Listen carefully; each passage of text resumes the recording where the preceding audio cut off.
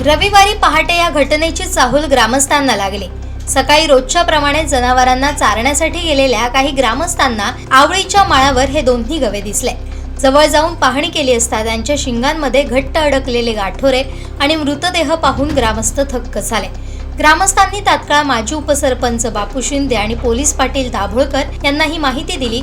दोघांनीही तातडीनं वन विभाग आणि पोलिसांना कळवलं।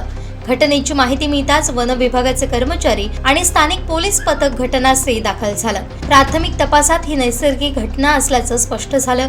परिसरातील इतर जनावरांचीही तपासणी करण्यात आली।